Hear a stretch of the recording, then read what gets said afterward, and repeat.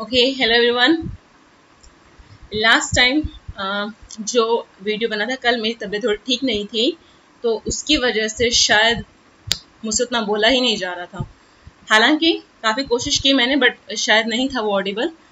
But it's okay, मैं दोबारा बना रही हूँ। ओके, सिर्फ आप लोगों के लिए। आज जो हमारा टॉपिक है that is your close packing in 3 dimension. ठीक है, कि 3 डायमेंशन में क्लोज पैकिंग कैसे कर सकते हैं। अब 3 डायमेंशन में मतलब पार्टिकल्स कहाँ कहाँ होने चाहिए, एक्सिस में भी, वाई में भी और जेड में भी। तीनों डायरेक्शन में अगर पार्टिकल होंगे तो हम उसको क्या बोलेंगे कि ये जो आपका स्ट्रक्चर है ये 3 डायमेंशनल है। Okay, now 3 dimensional close packing forms 2 dimensional square close packed layers. ठीक है, कि अब हमने जो फर्स्ट टाइप इसने दिया है ना, उसमें हमने जो 3 डायमेंशनल क्लोज पैकिंग बनानी है वो किससे बनानी है, वो 2 dimensional square close packed layer से बनानी है। अब स्क्वायर क्लोज पैक्ड लेयर कौन सी है 2 डायमेंशनल में, वही ए टाइप जो आपने 2D में पढ़ा था ना, ए टाइप, उसका कोऑर्डिनेशन नंबर कितना था 4। ठीक है, दूसरा क्या टाइप पढ़ा था हमने, ए बी टाइप।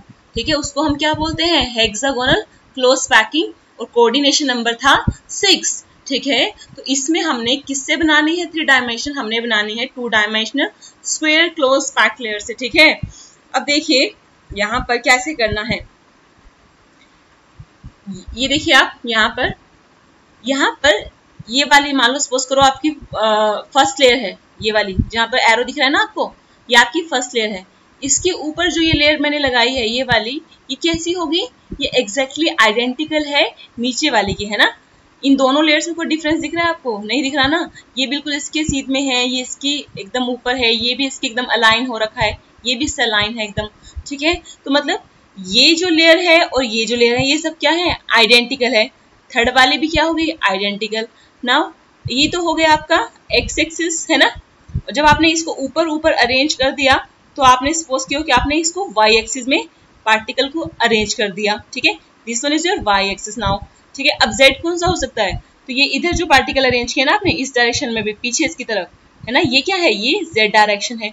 इसको एक्सप्लेन करने के लिए मेरे पास एक वीडियो है, मैं आपको दिखाती हूँ हल्का सा। देखिए यहाँ पर, दिस इज योर शिक्षा हाउस, एक चैनल है यूट्यूब पे, आप इसको फॉलो कर सकते हैं, क्योंकि सॉलिड स्टेट के लिए अच्छा है, बाकी के लिए मुझे नहीं पता, क्योंकि सॉलिड स्टेट में बहुत सारी इमेजिनेशन की जरूरत होती है। तो और ऐसे मॉडल जैसे इन्होंने बनाए हैं एनिमेटेड करके, तो नॉर्मल पर्सन के लिए ऐसे मॉडल बनाना पॉसिबल नहीं है। तो अगर आप इस चैनल को विजिट करो, एक बार देखो यहाँ पर सॉलिड स्टेट के हल्के से ये स्ट्रक्चर, तो आपको जो कंसेप्ट है ना वो ज्यादा क्लियर हो जाएंगे। देखो यहाँ पर इसमें इसने अच्छे से क्लियर बता रखा है, ये एक्स है मान लो, है ना, तो ये वाई है। अच्छा, ये कोई जरूरी नहीं है कि कौन सा एक्स होगा, कौन सा वाई, कौन सा जेड, आप किसी को भी एक्स वाई जेड मान लो अभी। ठीक है, ओके, मान लो मैंने इसको एक्स मान लिया और इसको वाई मान लिया, तो ये ऊपर जो हमने पार्टिकल अरेंज किया ये क्या है, जेड। ठीक है, आपको कैसी पैकिंग दिख रही है, ये है आपकी 3 डायमेंशनल क्लोज पैक स्ट्रक्चर। और ये किससे बना है, ये आपकी 2 डायमेंशनल स्क्वायर क्लोज पैकिंग से बना है, क्योंकि इसमें जो पहली लेयर है और जो सेकंड लेयर है वो एक दूसरे की आइडेंटिकल है। और इस पूरे स्ट्रक्चर को हम क्या बोलते हैं, इस स्ट्रक्चर को हम बोलेंगे ट्रिपल ए टाइप। ठीक है, 3 डायमेंशनल क्लोज पैक्ड स्ट्रक्चर। ठीक है, ए टाइप 2 डायमेंशनल में भी है और ए टाइप 3 डायमेंशनल में भी है। ठीक है ना, तो 2 डायमेंशनल में आपने देख लिया था, और ये कैसा है, ये ए टाइप आपका 3 डायमेंशनल में है। ठीक है, क्लियर। अब दिखा देते हैं आपको हल्का सा, देखो कैसे मॉलिक्यूल अरेंज होंगे, हम आपको बताते हैं। वेट, ये एक के ऊपर दूसरी लेयर आ रही है, दूसरी के ऊपर तीसरी आ रही है ना। ये 2 डायमेंशनल लेयर जब आपने एक दूसरे के ऊपर लगाई ना, तभी आपका क्या बना, ये 3 डायमेंशनल स्ट्रक्चर बना है। ठीक है, clear. Now I hope so कि आपको ट्रिपल ए टाइप कंसेप्ट जो है वो अच्छे से क्लियर है। ठीक है, बाकी का फर्दर आप देख सकते हो। अब यहाँ पर बात की गई है, it's unit cell is the primitive cubic unit cell. अच्छा, जो मैंने इसमें पॉइंट अंडरलाइन किए हैं ना, वो आप अपने नोट्स में ऐड जरूर कीजिए। ठीक है, अगर आपके पास नोट्स नहीं है तो आप ये पॉइंट्स लिख लीजिए, अगर आपके पास नोट्स हैं ऑलरेडी तो आप जस्ट चेक कर लेना कि क्या आपने इन सब पॉइंट्स को इम्पोर्टेंट मार्क किया हुआ है जो मैंने अंडरलाइन किया हुआ है। अगर इम्पोर्टेंट मार्क कर रखा है तो कोई दोबारा से कुछ लिखने की जरूरत नहीं है। अगर नहीं है आपके नोट्स में इन सब चीजों को इम्पोर्टेंट मार्क नहीं करा रखा आपने, तो इंपॉर्टेंट मार्क करिए, ठीक है। जो जो मैंने अंडरलाइन किया है दीज आर इंपॉर्टेंट थिंग्स, ठीक है, क्लियर। तो इसका यूनिट सेल कैसा है? इसका यूनिट सेल है primitive cubic unit cell. Primitive कौन सा था अगर आपको याद हो? जिसमें एटम कहाँ है? सिर्फ कॉर्नर्स पर मिलेंगे, ना फेस पर होंगे ना बॉडी में होंगे, ठीक है। सिर्फ और सिर्फ ओनली कॉर्नर्स पर एटम जो प्रेजेंट होते हैं जिस यूनिट सेल में, उसे हम क्या बोलते हैं? Primitive cubic unit cell. देखिए यहाँ पर मैंने अंडरलाइन भी कर रखा है। अब इसको भी मैं हल्का से दिखा सकती हूँ आपको कि इसका प्रिमिटिव यूनिट सेल कैसे है। वेट, अब देखो यहाँ पर एक इसने इसका यूनिट सेल उठाया है ना, इसके अंदर से यूनिट सेल निकाला। अब ये देखो, ये जो यूनिट सेल इसने निकाला है ना, आपको कहाँ दिख रहा है? ये स्फीयर क्या बता रहा है आपको? पार्टिकल बता रहा है ना। स्फीयर मतलब क्या है? कि पार्टिकल है ना। एक स्फीयर क्या रिप्रेजेंट कर रहा है? एक पार्टिकल रिप्रेजेंट कर रहा है। तो यहाँ पर जो स्फीयर कहाँ कहाँ प्रेजेंट है? 1 2 3 4 5 6 7 8 8 जगह दिख रहे हैं, मतलब 8 कॉर्नर्स पर हैं, ठीक है। तो 8 पार्टिकल्स आपके इस क्यूब में हैं, ठीक है। ऐसा क्यूब जिसमें पार्टिकल सिर्फ कहाँ पर होंगे? कॉर्नर्स पर होंगे, वो कैसा क्यूब कहलाएगा? वो प्रिमिटिव क्यूबिक यूनिट सेल कहलाएगा। तो यहाँ से देखो इसने एक निकाल के दिखा दिया है कि आपका जो इसमें यूनिट सेल है कौन से वाले में? 3 dimensional cubic close packing AAA type वाले में, वो कैसा होगा? वो आपका होगा प्रिमिटिव यूनिट सेल, क्लियर। अब नेक्स्ट देखिए आप, 3 dimensional close packing from 2 dimensional hexagonal close pack layer. ये लिख रखा है ना हेडिंग, ठीक है। अभी यहाँ नीचे तो कुछ है नहीं, अभी मैं नेक्स्ट पेज पर जा रही हूँ। ये वाली 3 dimensional hexagonal close pack layer, ये वाला पॉइंट, ये वाला टॉपिक अभी क्लियर कराऊंगी। अब देखो यहाँ पर ये थोड़ा टॉपिक है समझने वाला, ठीक है, कि हमने कैसे करना है। Placing second layer over the first layer. 3 dimensional कैसे बनता है? जब आप एक लेयर के ऊपर दूसरी लेयर लगाते हैं, जैसे अभी आपने AAA टाइप में देखा था उस एनिमेटेड वीडियो में, ठीक है। अब देखो यहाँ पर आपको स्फीयर्स नजर आ रहे हैं, है ना, आ रहे हैं ना। तो जो डार्क रेड कलर के हैं वो कौन सी लेयर है? वो आपकी फर्स्ट लेयर है। एज्यूम कर लीजिए वो आपकी क्या है? First layer. डार्क रेड वाले कौन से? देखो ये वाला, ये dark red colour, this one is also dark red colour, है ना। मैंने जो टिक मार्क है ये जो आपका लगा रखा है, ये भी मैंने डार्क रेड कलर से लगाया है ताकि आप थोड़ा सा समझ पाएं कि डार्क रेड लेयर कौन सी है और लाइट पिंक कौन सी है। कुछ लोग कलर में डिफ्रेंशिएट नहीं कर पाते हैं, ठीक है, तो इसलिए थोड़ा सा इस चीज को एनहांस करने के लिए मैंने ऐसा किया है। उसके बाद ये वाली लेयर देखो, यहाँ पे ये स्फीयर दिख रहा है ना आपको, ये हल्का कलर है ना, लाइट पिंक सा कलर है ना। ये कौन सी लेयर होगी? ये आपकी सेकंड लेयर होगी, ठीक है। अब देखो ये जो मैंने सेकंड लेयर लगाई है किसके ऊपर? फर्स्ट लेयर के ऊपर, डार्क रेड के ऊपर। ये इससे थोड़ी मैंने अलग लगाई है ना, एकदम स्फीयर्स कैसे लगाए हैं मैंने? देखो जो सेकंड लेयर है आपकी, जब आपने फर्स्ट लेयर लगाई थी ना, पहले सुनिए ध्यान से, जब आपने फर्स्ट लेयर लगाई थी ये स्फीयर लगाया, इसके बाद ये स्फीयर लगाया, है ना। तो आपने याद होगा कि हेक्सागोनल में, हेक्सागोनल क्लोज पैकिंग से बना रहे हैं ना, 2 डायमेंशनल में हमने पढ़ा था ना, ये 1D था। जब हमने इसके नीचे लगाया ना, 1D के नीचे ये लगाया और फिर फर्दर एक और लगाया, तो ये क्या बन गया था? ये 2D बन गया था सारा, है ना। समझ में आ गया? ये 2D बन गया था। अब ये 2D जब बन रहा था ना, 2 डायमेंशनल जब हम इसे बना रहे थे, जब आप इसके नीचे सेकंड लेयर कैसे लगा रहे थे कि जो पहला पार्टिकल होगा ना सेकंड लेयर का, ये वाला, वो कहाँ आना चाहिए? वो फर्स्ट लेयर के इन दोनों स्फीयर के डिप्रेशन में आना चाहिए। डिप्रेशन क्या होता है जी? डिप्रेशन से कंफ्यूज तो नहीं होना है। देखो जब ये 2 स्फीयर आपस में लगाए हमने, जब भी कोई 2 स्फीयर आपस में लगाओगे तो देखो कुछ स्पेस बीच में बचेगा। कौन सा स्पेस? देखो ये वाला जहाँ पे मैं, ये मेरा एरो घूम रहा है, ये आपको खाली जगह दिख रही है ना, इस पे T भी लिखा हुआ है, ठीक है। ये जो खाली स्पेस है ना, ये बच रहा है ना, ठीक है। तो मेरा जो सेकंड पार्टिकल है वो ऐसे आएगा कि वो इन दोनों के स्पेस को कवर करने की कोशिश करे, ठीक है। मतलब वो इससे भी टच होगा और वो इससे भी टच होगा, ठीक है। मैंने आपको बताया था कि सेकंड लेयर का फर्स्ट पार्टिकल ऐसे आना चाहिए कि वो फर्स्ट स्फीयर से भी टच हो और सेकंड स्फीयर से भी टच हो, ठीक है। अब आपने ये देखो ये लगा दिया, सिमिलरली आपने आगे भी लगा दिए। अब जब आपने ऐसे ऐसे करके लगा दिए ना, अब आपको 2 चीजें नोटिस करनी है। क्या नोटिस करना है? पहला कि यहाँ पर कुछ खाली जगह बच रहा है ना। ये जो 3 स्फीयर दिख रहे हैं ना, कौन सा? एक तो ये वाला, एक ये वाला और एक ये वाला। इन तीनों के बीच में ये खाली जगह है ना, ये वाली जहाँ पे T लिखा हुआ है, ये खाली स्पेस बच रही है ना। ऐसे ही यहाँ बच गई खाली स्पेस, है ना, ऐसे ही यहाँ बच गई। और यहाँ भी देखो ये वाला भी बचा हुआ है ना, ऐसे यहाँ भी बच रहा है। ठीक है, तो आपने देखा कि खाली स्पेसेस बच रही हैं। तो ये जो एम्प्टी स्पेसेस है ना, इनको हम क्या कहते हैं, इनको हम कहते हैं वॉइड्स। ठीक है, इनका क्या नाम है, इनका नाम है वॉइड्स। अब वॉइड्स के क्या टाइप हैं, कैसे हम उसे पढ़ते हैं, वो अभी मैं बताऊंगी। उससे पहले आप एक चीज और ऑब्जर्व कीजिए, क्या कि जब मैंने बना दिया ना, अब यहाँ पे एक चीज और देखनी है कि जब हमने ये सेकंड लेयर लगाई थी ना, इसके नीचे ये वाली लेयर, ये जो वॉइड क्रिएट हुआ है, इसका शेप किसके जैसा लग रहा है, इसका शेप लग रहा है ट्रायंगुलर। आपको नहीं लग रहा, near by triangular, exactly triangular तो नहीं है, बट ट्रायंगल से कुछ मिलता जुलता है ना। और ये ट्रायंगल कैसी लग रही है आपको, ये सीधी ट्रायंगल लग रही है। सीधी मतलब जिसका एपेक्स ऊपर हो, ये एपेक्स होता है किसी ट्रायंगल का। ठीक है ना, लाइक अगर this one is a triangle, ठीक है, तो ये क्या होगा, उसका एपेक्स होगा। तो ये सीधी ट्रायंगल जैसा लग रहा है ना। और यहाँ पर ये जो ये स्पेस क्रिएट हुआ था, खाली एम्प्टी स्पेस क्रिएट हुआ था, ये कैसा लग रहा है, इन्वर्टेड ट्रायंगल जैसा लग रहा है ना, लग रहा है ना। देखो, तो यहाँ पर दो तरह की स्पेसेस क्रिएट हो रही थी, कहाँ पर, 2 डायमेंशनल में। एक तो सीधा ट्रायंगल और एक उल्टा ट्रायंगल, फिर सीधा ट्रायंगल, उल्टा ट्रायंगल क्रिएट हो रहा था ना, हो गया। अब जब हमने थर्ड लेयर लगाई किसके ऊपर, 2 डायमेंशनल लेयर के ऊपर, ये जो लाइट पिंक कलर की आपको दिख रही है, ये आपकी थर्ड लेयर है। ये हमने कैसे लगानी है, ये हमने ऐसे लगानी है कि आपका ये जो टी वाला सीधा ट्रायंगल वाला स्पेस है ना, सीधा जहाँ पे टी लिखा हुआ है, अभी मैं बताऊंगी यहाँ पे टी क्यों लिखा हुआ है, ओ क्यों लिखा हुआ है, टी क्यों लिखा हुआ है, ये अभी आगे क्लियर होना है। ठीक है, तो पहली बात ये समझिए, जहाँ सीधा ट्रायंगल वाला स्पेस है ना, वो कवर होना चाहिए। ये मैंने थर्ड लेयर कैसे लगाई है, लाइट पिंक कलर वाली थर्ड लेयर ऐसे लगानी है कि जो सीधा ट्रायंगल वाला स्पेस है ना, वो कवर होना चाहिए।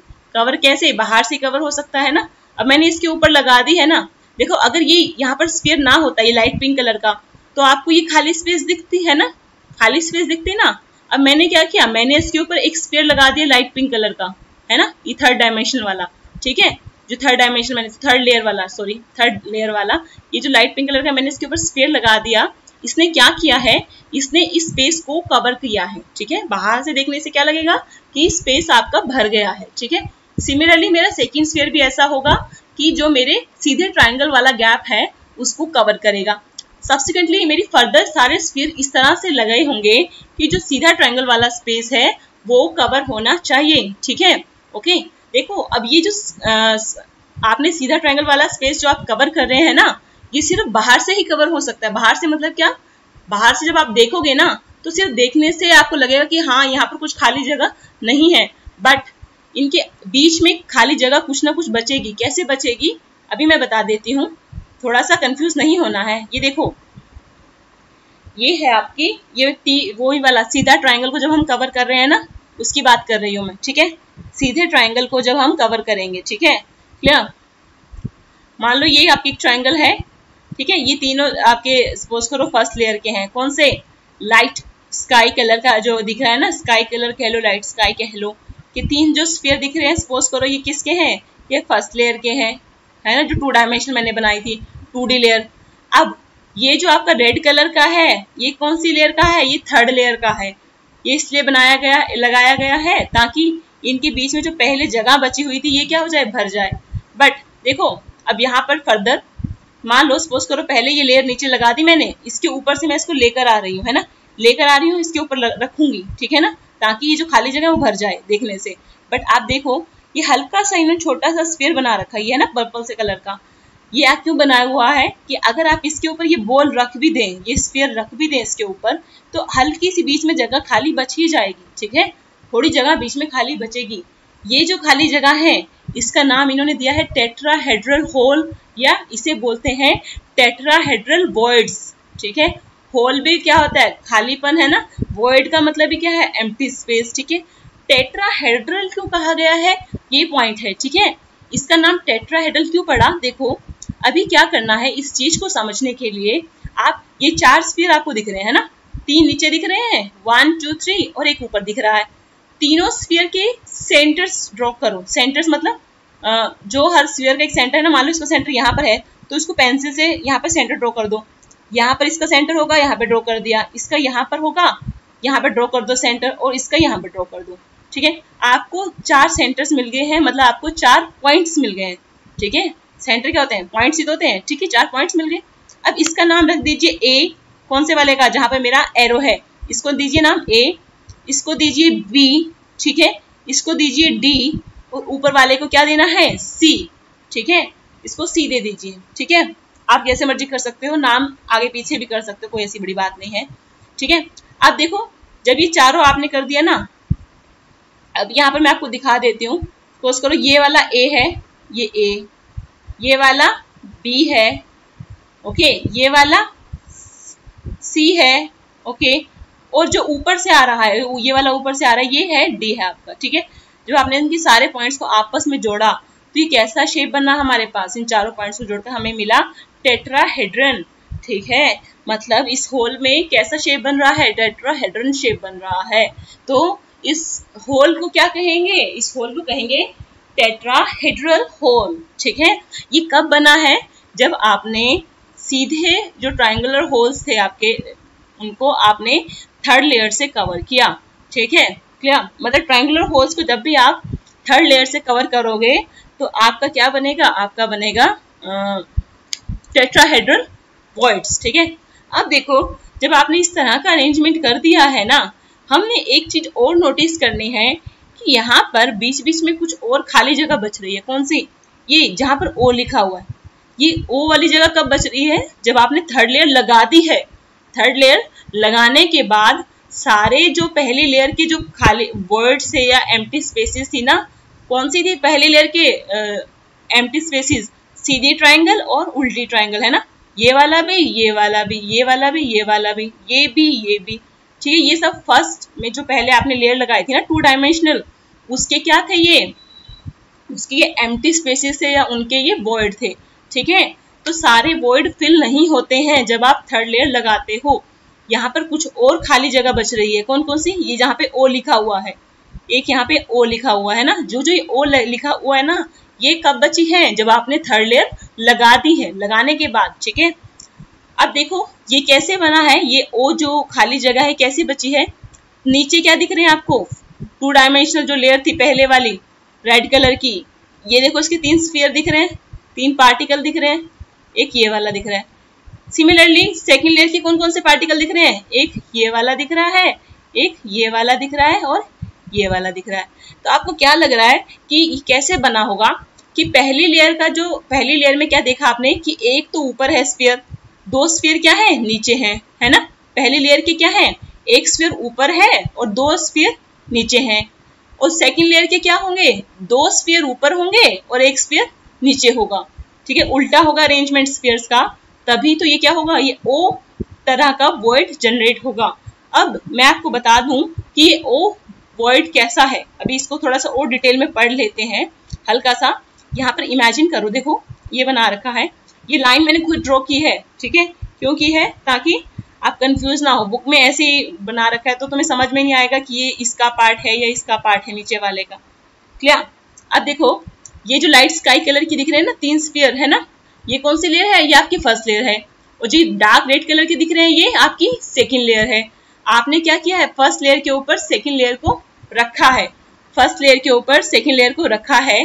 तो रखने के बाद देखो यहाँ पर भी होल दिखा रखा है ना छोटा सा, इसका मतलब कुछ ना कुछ स्पेस बच जाएगा। ठीक है, अब देखो फर्स्ट लेयर कैसी है, एक स्फीयर ऊपर है, 2 स्फीयर नीचे है ना, एक स्फीयर ऊपर 2 स्फीयर नीचे। और सेकेंड लेयर में क्या दे रखा है, 2 स्फीयर ऊपर दिख रहे हैं और 1 स्फीयर नीचे दिख रहा है ना। तब ये जब ये मिलेगा ना, तब जाके क्या क्रिएट होगा, आपका ऑक्टाहेड्रल वॉइड क्रिएट होगा।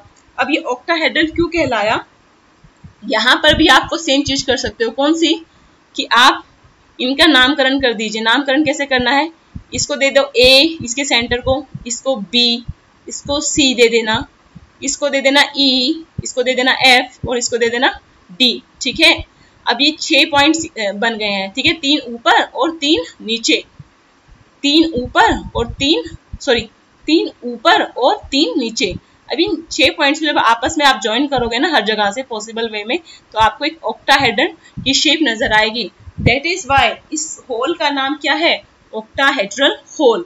तो मतलब हेक्सागोनल क्लोज पैक लेयर से बनाते हुए, जब हेक्सागोनल क्लोज पैक लेयर से हम 3 डायमेंशनल अपना सॉलिड बनाएंगे तो हमारे पास 2 तरह के वर्ड आएंगे। कौन कौन से? एक तो आएगा टेट्राहेड्रल वर्ड और दूसरा कौन सा आएगा?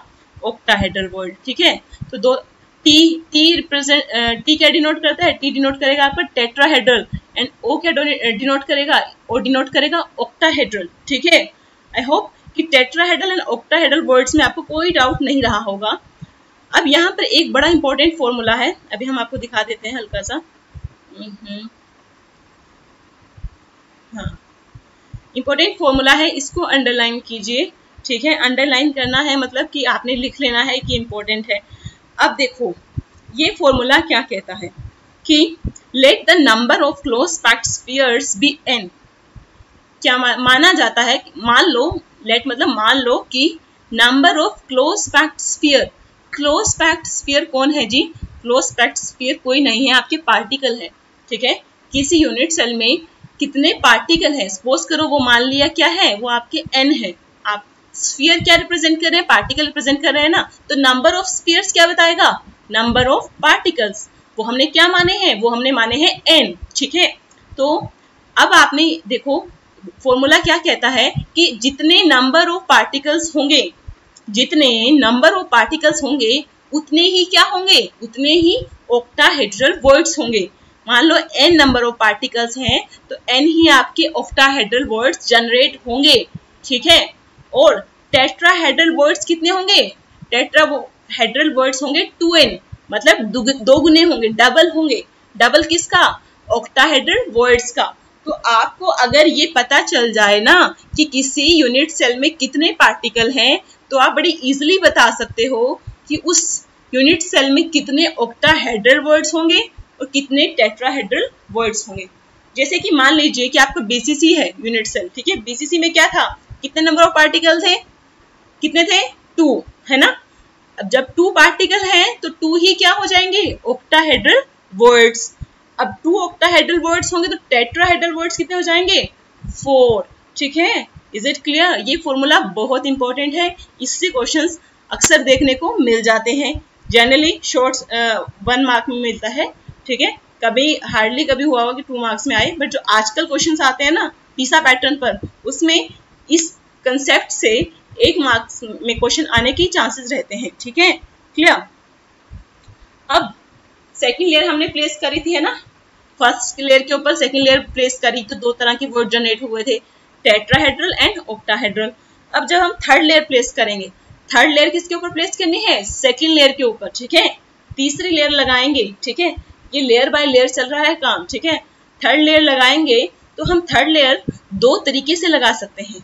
या तो हम क्या करें कि थर्ड लेयर ऐसे लगाएं कि जो टेट्राहेड्रल वर्ड्स जनरेट हुए हैं ना वो कवर हो जाएं, है ना, या फिर जो ऑक्टाहेड्रल वर्ड्स जनरेट हुए हैं वो कवर हो जाएं। ठीक है, मतलब हम स्फीयर्स ऐसे लगाएं या तो टेट्राहेड्रल वर्ड्स कवर हो जाएं या फिर क्या हो जाएं? ऑक्टाहेड्रल वर्ड्स कवर हो जाएं।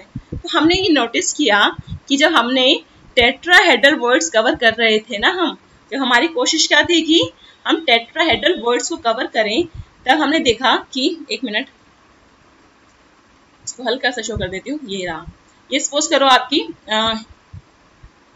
फर्स्ट लेयर थी और ये सेकंड लेयर थी, तो आपको थर्ड लेयर कैसे लगानी पड़ेगी? आपको थर्ड लेयर बिल्कुल एग्जैक्टली आइडेंटिकल लगानी पड़ेगी फर्स्ट लेयर के जैसे। ठीक है, जैसी फर्स्ट लेयर होगी ना वैसी ही आपको थर्ड लेयर लगानी पड़ेगी, तभी आपके जो टेट्राहेड्रल वर्ड्स हैं वो कवर हो पाएंगे। ठीक है, क्लियर? अगर आपकी थर्ड लेयर क्या होगी? आइडेंटिकल होगी फर्स्ट लेयर के, तो आपका पैटर्न क्या बन जाएगा? पैटर्न हो जाएगा AB टाइप। ठीक है, तो जब आप टेट्राहेड्रल वर्ड्स को कवर करते हो तो पैटर्न बनता है AB टाइप। और इस स्ट्रक्चर को हम क्या बोलते हैं? ये जो स्ट्रक्चर बन रहा है ना आपके पास, यहाँ पे ये देखो, ये भी है, इधर भी दिखा रखा है, ये जो स्ट्रक्चर बन रहा है ना इसको बोलते हैं hexagonal close packed. HCP short form है, क्या है? Hexagonal close packed. ठीक है, तो this sort of arrangement of atoms is found in many metals. तो इस तरह का स्ट्रक्चर कई मेटल्स में देखने को मिलता है। वो कौन सी मेटल है? Magnesium and zinc. एग्जाम्पल याद रखना है, मैग्नीशियम और जिंक में कैसा स्ट्रक्चर देखने को मिलेगा? HCP, hexagonal close packed. ठीक है, इसको और क्या बोलेंगे कि AB पैटर्न पर है। ठीक है। नाउ थर्ड पॉइंट क्या है यहाँ पर इसमें कि अगर हम ऑक्टाहेड्रल को कवर करें, कवरिंग ऑक्टाहेड्रल वर्ड्स, या फिर हम क्या कर सकते हैं कि हमारे जो थर्ड लेयर है ना ऐसे लगाएं कि हमारे जो ऑक्टाहेड्रल वर्ड्स हैं वो कवर हो जाएं। तो हमने ये देखा कि थर्ड लेयर कैसी होगी, थर्ड लेयर एकदम नई होगी। नई मतलब ना तो वो फर्स्ट की जैसी होगी ना ही वो सेकंड की जैसी होगी। जब हम ऑक्टाहेड्रल वर्ड्स कवर करेंगे ना, आपको इतना इमेजिन नहीं कर पाओगे, अभी मैं थोड़ा सा वीडियो में दिखा दूंगी, बट फिलहाल के लिए समझिए, हल्का सा इमेजिन खुद से करने की कोशिश कीजिए कि जो ऑक्टाहेड्रल वर्ड जब आप उसको कवर कर रहे हो ना, तो आपकी जो थर्ड लेयर है ना वो डिफरेंट है। किससे? फर्स्ट वाली लेयर से भी और सेकंड लेयर से भी।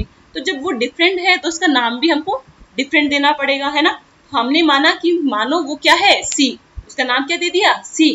तो ये पैटर्न क्या बन गया, ये पैटर्न बन गया है, देखो यहाँ पर A B C A B C A B C, ये पैटर्न क्या बनेगा, ए बी सी ए बी सी, ठीक है। और इसको हम क्या कहते हैं, इस स्ट्रक्चर को हम कहते हैं, ये देखो यहाँ पर लिख रखा है cubic close packing, cubic close packing, short form क्या रहेगी, CCP, ठीक है। और एक चीज और याद रखना, क्यूबिक क्लोज पैकिंग को ही हम FCC बोलते हैं।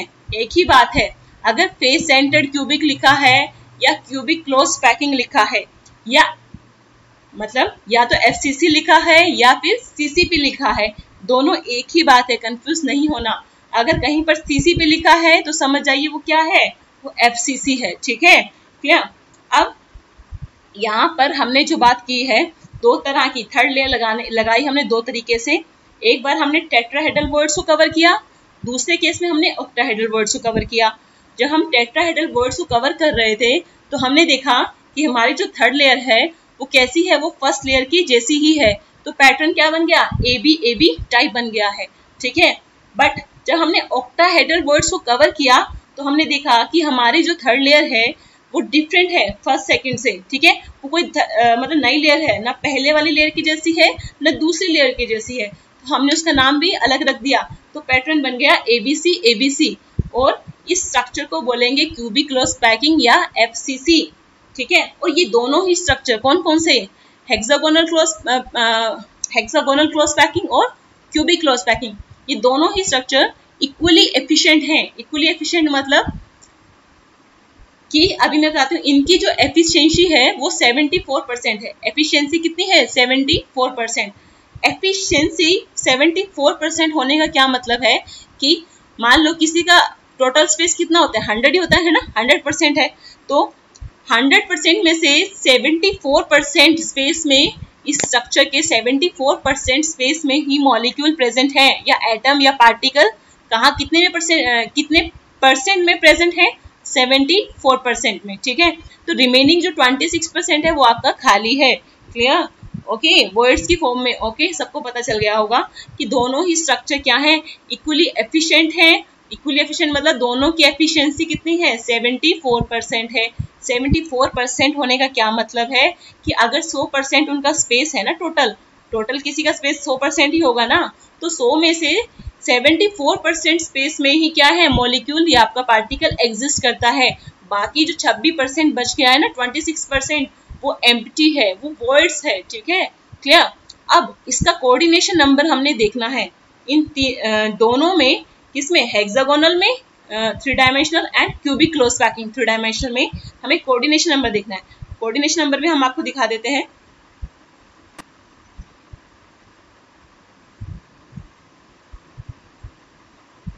वेट,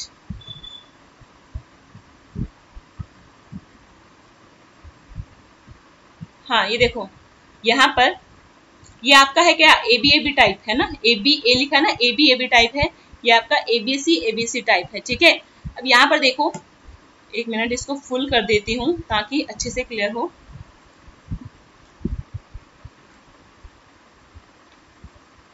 ये आपकी फर्स्ट लेयर है, पहली लेयर आपकी ये है, ये आपकी सेकेंड लेयर है, और ये आपकी थर्ड लेयर है, ठीक है। अब देखो फर्स्ट लेयर और थर्ड लेयर क्या है, सेम है ना।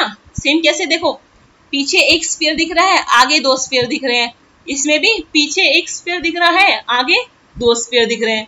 तो मतलब फर्स्ट और थर्ड लेयर हमारी आइडेंटिकल आ रही है जब आप टेट्राहेड्रल वर्ड्स को कवर कर रहे थे। तो ये आपका कौन सा है, हेक्सागोनल क्लोज पैकिंग है, AB टाइप।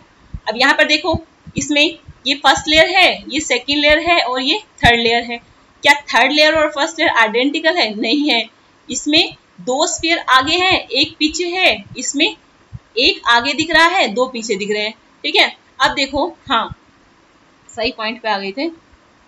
एक मिनट,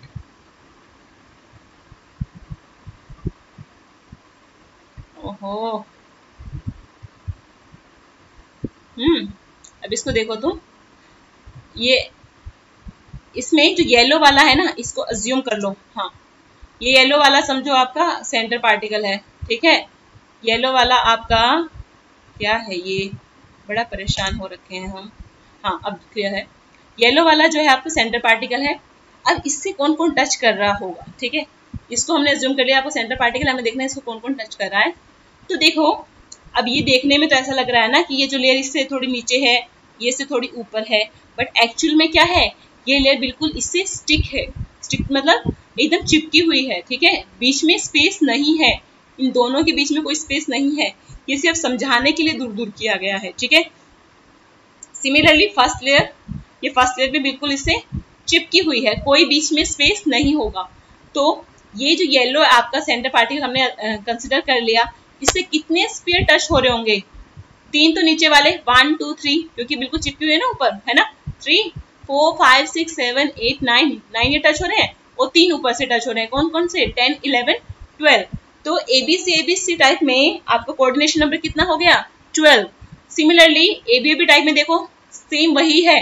ठीक है, सिर्फ लेयर का अरेंजमेंट डिफरेंट है, बाकी तो खास फर्क नहीं है। ठीक है, यहाँ पर भी सेंटर पार्टिकल ये येलो वाला कंसिडर करो, तीन नीचे से टच होंगे ये, है ना, तीन ऊपर से टच होंगे, 6 बीच में साइड से है, ये सेकेंड लेयर में जो है 6 है, तो टोटल आप काउंट कर लेना कि 12 ही आएगा। तो दोनों लेयर इक्वली एफिशिएंट है, 74%। और जो दूसरी बात है इंपॉर्टेंट, कि इन दोनों लेयर्स का कोऑर्डिनेशन नंबर क्या है? 12 है। कोऑर्डिनेशन नंबर क्या है? 12। ठीक है, आई होप इसमें कोई डाउट नहीं होगा। अब एबीसी टाइप के भी एग्जाम्पल याद कर लेना आप। एबीसी टाइप के हैं कॉपर, सिल्वर, आयरन भी इसी कैटेगरी में आता है। कॉपर, सिल्वर, आयरन किस स्ट्रक्चर में क्रिस्टलाइज होते हैं? एबीसी टाइप, या फिर आप इसे बोलेंगे क्यूबिक क्लोज पैकिंग और एफसीसी। ठीक है, क्लियर? देखो यहाँ पे मैंने अंडरलाइन भी कर दिया है, हाईली एफिशिएंट है, 74% है, और कोऑर्डिनेशन नंबर आपका 12 है। ठीक है, अब formula of a compound and numbers of void field. ठीक है, अब हमने एक किसी भी कंपाउंड का अगर क्वेश्चन में फॉर्मूला बनाना आएगा तो कैसे बनाना है, कौन से पॉइंट्स आपको याद रखने हैं, इसके लिए मैं आपको एक चीज दिखाऊंगी। यहाँ पर ये देखो, आपको ये हल्का सा दिख रहा है, अगर ये वाला ब्लू कलर में मैंने लिखा हुआ है, आई होप सो कि विजिबल होगा। दिखाती हूँ, एक मिनट। ये हाँ, ये देखो ब्लू कलर में लिखा ना कि यूजुअली क्या होता है कि size of anion is greater than size of cation. ठीक है, ये बुक में नहीं लिखा हुआ, ठीक है, मैंने एडिट कर रखी है पीडीएफ काफी जगह। तो usually size of anion is greater than size of cation, but in some cases size of cation is greater than size of anion. अब अनायन क्या होता है? जिसके पास नेगेटिव चार्ज होता है, और केटायन क्या होता है? जिसके पास पॉजिटिव चार्ज। अनायन जिसके पास नेगेटिव चार्ज है, मतलब उसके पास इलेक्ट्रॉन्स ज्यादा हैं, उसने इलेक्ट्रॉन को गेन किया है ना, तो उसके पास इलेक्ट्रॉन्स ज्यादा होंगे। इलेक्ट्रॉन्स ज्यादा होंगे तो शेल का साइज क्या होगा? बड़ा होगा। ठीक है, तो साइज, उस एटम का साइज भी क्या हो जाएगा? बड़ा हो जाएगा, मतलब वो आयन बड़ा होगा। जबकि केटायन कैसे बनता है? इलेक्ट्रॉन लूज करने पर, जो अपना इलेक्ट्रॉन खो देता है। जब इलेक्ट्रॉन कम हो जाएंगे तो नंबर ऑफ शेल्स भी कम हो जाएंगे, है ना, वो KLMN पढ़ी है ना आपने। तो नंबर ऑफ शेल्स कम होंगे तो साइज भी क्या होगा? छोटा हो जाएगा। ठीक है, तो जनरली तो ऐसा होता है कि अनायन बड़ा होता है और केटायन छोटा होता है, बट हमेशा याद रखना, ये हर जगह एप्लीकेबल नहीं है, ये रूल हर जगह एप्लीकेबल नहीं है। मतलब कुछ केसेस में केटायन भी बड़े होते हैं अनायन से। कैसे? वो कौन सा केस है क्या रख लेना, एक अभी मुझे ध्यान में आ रहा है, कैल्शियम फ्लोराइड। ठीक है, CaF2। अगर CaF2 का स्ट्रक्चर स्टडी करो ना, तो CaF2 में केटायन कौन है? कैल्शियम। केटायन हमेशा मेटल होगी। ठीक है, और नॉन मेटल क्या होता है आपका? अनायन। तो फ्लोरीन क्या होगा? अनायन, F नेगेटिव। ठीक है, तो अगर आप इसका केस देखो ना, तो कैल्शियम जो है आपका, वो उसका साइज है वो कैटायन, पर उसका साइज बड़ा होता है किससे, फ्लोरीन से, ठीक है। तो कुछ केसेस ऐसे हैं हमारे पास जहां पर कैटायन का साइज बड़ा होता है अनायन से, पर ज्यादातर केसेस में अनायन बड़ा होता है कैटायन से, ठीक है। आई होप आपको ये पॉइंट अब क्लियर हो गया होगा, इसको लिखना है अपनी नोटबुक में, ठीक है, क्लियर। आप एक्सेप्शनल में वो वाला, ये वाले में जो मैंने सेकंड पॉइंट लिखा है ना कि साइज ऑफ कैटायन समटाइम्स लिख लेना, ब्रैकेट में क्या लिखना आगे इसके, समटाइम्स, और एग्जांपल दे देना कैल्शियम फ्लोराइड का, ठीक है, ओके। अब आ जाओ अपने पुराने उस पे। यहाँ पर देखो हमने एक चीज पढ़ी थी कि वॉइड्स क्रिएट हो रहे हैं, है ना, क्रिस्टल स्ट्रक्चर में वॉइड्स क्रिएट हो रहे हैं। अब देखो कि अब दो तरह का हो सकता है, या तो उसमें कैटायन होगा या अनायन होगा। जैसे सोडियम क्लोराइड है, NaCl है आपका, आयनिक सॉलिड है ना, तो उसमें कैटायन भी है और एक अनायन भी है। तो अब कैटायन कहाँ जाएगा और अनायन कहाँ जाएगा स्ट्रक्चर में, ये हमें देखना है। अब अनायन जो कि बड़े हैं, अनायन जो कि बड़े हैं साइज में जनरली, वो हमेशा लेटिस पॉइंट पे जाएंगे। बेटा लेटिस पॉइंट क्या होता है, लेटिस पॉइंट आपका वो पॉइंट्स मैंने आपको फर्स्ट लेक्चर में भी बताए थे जो आपके उसकी पर्टिकुलर जो शेप है या ज्योमेट्री है उसको डिफाइन करते हैं। जैसे कि आपके कॉर्नर्स, स्ट्रक्चर के कॉर्नर्स, या उसकी बॉडी में पार्टिकल प्रेजेंट है, वो बॉडी भी क्या है, लेटिस पॉइंट हो जाएगा जहां पर पार्टिकल प्रेजेंट है। या फिर उसके फेस में है ना, उस क्यूब के फेस में है, तो फेसिस भी जहां पर पार्टिकल प्रेजेंट होगा ना फेसिस में, तो वो भी क्या हो जाएगा, लेटिस पॉइंट हो जाएगा, क्लियर। तो जहां भी पार्टिकल प्रेजेंट होता है ना जनरली BCC में, प्रिमिटिव में या FCC में, वो सब क्या है, वो लेटिस पॉइंट है। तो आपका जो कि अनायन है बड़ा होने के कारण वो जाएगा लेटिस पॉइंट पे, ठीक है। मतलब अनायन अगर तो सिंपल क्यूबिक है तो अनायन कहाँ जाएगा, कॉर्नर पर। अगर BCC है तो कहाँ पे जा सकता है, कॉर्नर पर और बॉडी पर। और अगर आप FCC है तो कॉर्नर और फेसिस पर, ठीक है, क्लियर। तो अनायन जाएगा लेटिस पॉइंट में, और कैटायन कहाँ जाएगा, कैटायन जाएगा वॉइड्स में। वॉइड्स क्या थे, एम्प्टी स्पेसेस। कितने तरह के वॉइड्स पढ़े, टेट्राहेड्रल और ऑक्टाहेड्रल। तो आपका कैटायन जाता है वॉइड्स में, ठीक है, क्लियर। तो यहाँ पर एक चीज लिखी है बड़ी इंपॉर्टेंट है, ऑल ऑक्टाहेड्रल और tetrahedral voids are not occupied, ठीक है। ओहो सॉरी, आगे से पढ़ना था, मैंने पीछे से पढ़ दिया, यहाँ से देखो, सॉरी। इफ द लेटर कौन सा, कि आपने बोला कि आयनिक सॉलिड्स में बिगर अनायंस, यूजुअली अनायंस जो कि क्लोज पैक्ड स्ट्रक्चर बनाते हैं, जबकि जो स्मॉलर आयंस है कैटायंस वॉइड में जाते हैं। लेटर वन मतलब कैटायन स्मॉल इनफ, वो बहुत इतना छोटा होता है, then tetrahedral voids are occupied, ठीक है। तो अगर वो बहुत ज्यादा छोटा हुआ, मतलब अगर साइज कैटायन का बहुत ज्यादा छोटा हुआ तो किस में जाना पसंद करेगा, टेट्राहेड्रल वर्ड्स में, ठीक है। अगर वो थोड़ा बड़ा हुआ कैटायन, ठीक है, उसका साइज कंपैरेटिवली बड़ा रहा, तो वो क्या कहाँ जाएगा, वो जाएगा ऑक्टाहेड्रल वर्ड्स में, ठीक है। तो डिपेंड करता है कैटायन के साइज पे। अगर कैटायन का साइज छोटा हुआ ना काफी, तो टेट्राहेड्रल वर्ड्स में जाएगा, अगर थोड़ा बड़ा हुआ तो ऑक्टाहेड्रल वर्ड्स में, ठीक है। अब ये जरूरी नहीं है कि सारे ऑक्टाहेड्रल या टेट्राहेड्रल वर्ड्स ऑक्यूपाइड हों, ठीक है, ठीक है, ये जरूरी नहीं होता, कभी कभी होते भी हैं, कभी कभी नहीं भी होते, okay. In a given compound fraction of octahedral और tetrahedral voids that are occupied depends upon the chemical formula of the compound, ठीक है। तो वो केमिकल का जो फॉर्मूला होगा कंपाउंड का, उस पर डिपेंड करेगा। अभी इसको हम देख लेते हैं, अगर नहीं समझ में आया ये क्वेश्चन करते हैं, ये वाला देखो। A compound is formed by two elements, कौन कौन से हैं वो दो एलिमेंट्स, एक X है एक Y है, ठीक है। Atoms of the element Y, अब देखो Y क्या लिखा है, अनायन, लिख लो। जब भी क्वेश्चन सॉल्व करो ना, तो जो गिवन है ना उसको लिख लिया करो, गिवन क्या है, Y अनायन है। मेक CCP, CCP मतलब FCC, CCP मतलब क्या, फेस सेंटर्ड क्यूबिक है। And those of element X as cation, तो X कैटायन दिया है। Occupy all the octahedral voids, तो उसका साइज कितना है, ऐसा है कि वो सारे ऑक्टाहेड्रल वर्ड्स को ऑक्यूपाई कर जाएगा। तो आपको इसका कंपाउंड का फॉर्मूला बताना है। अब देखो Y जो कि अनायन है वो CCP में जा रहा है, मतलब FCC में जा रहा है। तो FCC यूनिट सेल में कितने पार्टिकल थे, हमने ऊपर कैलकुलेट किए थे ना, number of particle in a unit cell. तो FCC में होते हैं 4, एक तो होगा कॉर्नर पर, 3 होंगे फेसिस पर, ठीक है। कैलकुलेट करने पे सिखाए थे 8 इंटू 1/8 प्लस 6 इंटू 1/2, ठीक है। तो 4 पार्टिकल हैं किसमें, एफसीसी में, तो 4 आपके क्या हो गए, नंबर ऑफ पार्टिकल्स। एन की वैल्यू क्या है, 4। तो अगर एन 4 है, नंबर ऑफ पार्टिकल्स 4 हैं, तो ऑक्टाहेड्रल स्फीयर्स पे कितने होंगे, 4 होंगे, और टेट्राहेड्रल कितने होंगे, 8। बट इस क्वेश्चन में हमें टेट्राहेड्रल नहीं देखना है, क्योंकि उसने बोला है कि जो कैटायन है वो कहाँ पर है, वो सिर्फ ऑक्टाहेड्रल वर्ड्स में ही ऑक्यूपाइड है। और उसने एक बात बोली है, वो सभी ऑक्टाहेड्रल वर्ड्स में है, मतलब 4 ऑक्टाहेड्रल वर्ड्स होंगे ना, तो चारों ऑक्टाहेड्रल वर्ड्स में कैटायन होंगे। तो कितने कैटायन हो गए, 4, क्योंकि एक वर्ड में एक ही तो कैटायन आता, एक वर्ड में एक ही कैटायन आ पाएगा। तो 4 वर्ड्स हुए हैं, तो चारों में 4 कैटायन बन जाएंगे, ठीक है ना। तो 4 कैटायन हो गए, 4 अनायन हो गए। तो फॉर्मूला क्या बन जाएगा, अब फॉर्मूला बनाने के लिए आपको इसकी मतलब x रेशो 4 कर दो, सॉरी x रेशो y करो, 4 रेशो 4 सिंपल में ले आओ, क्या बन जाएगा 1:1, ठीक है। तो 1:1 रेशो में है, मतलब कंपाउंड का फॉर्मूला बन जाएगा XY, ठीक है, क्लियर। दोनों जितने x होंगे उतने ही y होंगे, कहने का मतलब। तो सिंपल फॉर्मूला कंपाउंड का क्या बन गया यहाँ पर, XY। ये सेकंड, मतलब अगर ये क्वेश्चन नहीं क्लियर है तो बताना, वैसे तो बहुत इजी है, मुझे नहीं लगता है इसमें ऐसा कुछ डाउट आना चाहिए। आज के लिए इतना ही, बाकी सब हम नेक्स्ट लेक्चर में करेंगे, ठीक है।